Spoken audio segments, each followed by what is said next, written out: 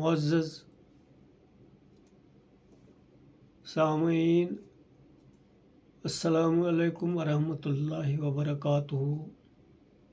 سب سے پہلے درود شریف، اللہم صلی علی سیدنا محمد وعلی آل سیدنا محمد واصحاب سیدنا محمد وبارک وسلم علیہ۔ رب اشرح لی صدری ویسر لی امری واحلل عقدۃ من لسانی یفقہوا قولی۔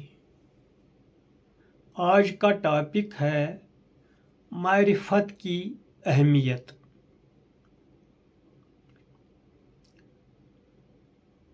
حضرت انس بن مالک الانصاری کہتے ہیں کہ رسول اللہ صلی اللہ علیہ وسلم کے پاس ایک شخص آیا۔ اس نے کہا کہ اے خدا کے رسول، کون سا عمل افضل ہے؟ ایل اعمال افضل؟ آپ نے فرمایا اللہ کی معرفت، العلم باللہ عز وجل۔ اس آدمی نے دوبارہ پوچھا کہ اے خدا کے رسول، کون سا عمل افضل ہے؟ آپ نے فرمایا اللہ کی معرفت۔ اس آدمی نے کہا اے خدا کے رسول، میں آپ سے عمل کے بارے میں پوچھتا ہوں اور آپ مجھ کو علم کے بارے میں بتا رہے ہیں۔ آپ نے فرمایا ان قلیل العمل ينفع مع العلم وان کثیر العمل لا ينفع مع الجہل۔ یعنی علم کے ساتھ تھوڑا عمل زیادہ نفع دیتا ہے اور جہل کے ساتھ زیادہ عمل بھی نفع نہیں دیتا۔ اس حدیث رسول میں علم سے مراد معرفت ہے۔ اسی طرح قلیل اور کثیر سے مراد صرف مقداری معنی میں کمی یا زیادتی نہیں ہے۔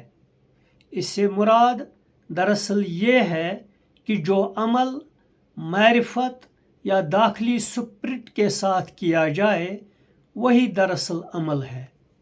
جو عمل معرفت یا داخلی سپرٹ سے خالی ہو اس عمل کا کوئی اعتبار نہیں ہے۔ اصل یہ ہے کہ اسلام کا آغاز معرفت سے ہوتا ہے، یعنی اللہ کے وجود کی دریافت اور اللہ سے اپنے تعلق کی دریافت۔ اسی دریافت کا نام ایمان باللہ ہے۔ جب کسی شخص کو اس قسم کا ایمان باللہ حاصل ہو جائے تو اس کا ظہور اس کی زندگی میں لازمی طور پر ہونے لگتا ہے۔ اس کی سوچ، اس کا کلام، اس کا سلوک، اس کے معاملات اور اس کی عبادت، ہر چیز میں اس کا اظہار ہونے لگتا ہے۔ حقیقت یہ ہے کہ جس درجے کی معرفت اسی درجے کا اسلام، جس درجے کی شعوری معرفت اسی درجے کا خارجی عمل۔ معرفت اسلام کی روح یعنی سپرٹ ہے۔ معرفت اسلام کی زندگی ہے۔ معرفت کسی آدمی کے اسلام کو زندہ اسلام بنا دیتی ہے۔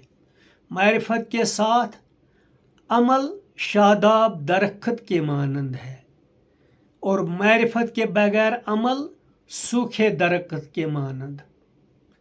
معرفت ایک دریافت۔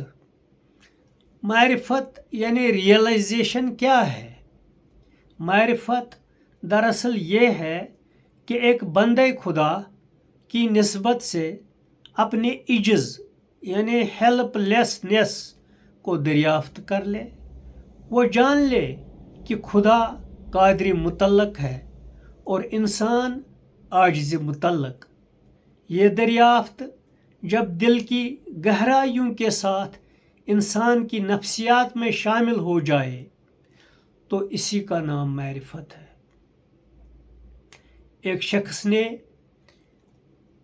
اپنے ایک محبوب بیٹے کے نام اپنے خط میں اس کو مخاطب کرتے ہوئے لکھا تھا کہ میرے دل کی گہرائیوں کو روشن کرنے والے چاند، یعنی اس چیز سے اسے خطاب کیا تھا کہ میرے دل کی گہرائیوں کو روشن کرنے والے چاند. یہی احساس جب خداوند عالم کی نسبت سے پیدا ہو جائے تو اسی کا نام معرفت ہے. مثلاً آپ قرآن کا مطالعہ کرتے ہوئے اس آیت تک پہنچتے ہیں وَلَوْ أَنَّ مَا فِي الْأَرْضِ مِنْ شَجَرَةِ أَقْلَامٍ وَالْبَحْرِ يَمُدُّهُ مِنْ بَعْدِهِ سَبْعَةُ أَبْحُرٍ مَا نَفَدَتْ كَلِمَاتُ اللَّهِ. قرآن کی اس آیت پر غور کرتے ہوئے آپ کے سینے میں جذبات کا ایک طوفان امڑ پڑتا ہے. آپ سوچتے ہیں کہ خدا اگر قدرت کے اعتبار سے ایک انتہا پر ہے تو انسان عجز کے اعتبار سے دوسری انتہا پر ہے.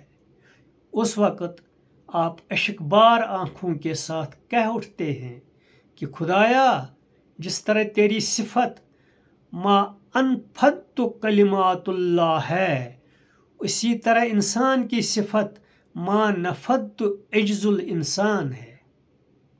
یہ گویا کہ دریافت کی آخری حد ہے. یہ وہ مقام ہے جہاں پہنچ کر انسان قادر مطلق کے مقابلے میں عاجز مطلق کی آخری حد بناتا ہے. یہ شعور انسانی کا وہ مقام ہے جس کا تجربہ انسان کے سوا کوئی دوسری مخلوق نہیں کر سکتی. یہ وہ مقام ہے جہاں پہنچ کر ستارے اور سیارے، پہاڑ اور سمندر انسان پر رشک کرنے لگتے ہیں. یہ تجربہ کسی بندے کے لیے اعلیٰ دریافت کی حیثیت رکھتا ہے، اور اعلیٰ دریافت ہی کا دوسرا نام اعلیٰ معرفت ہے. یہ اعلیٰ معرفت اس وسیع کائنات میں انسان کے سوا کسی اور کو حاصل نہیں ہے. وآخر الدعوانا ان الحمد للہ رب العالمین وباللہ توفیق.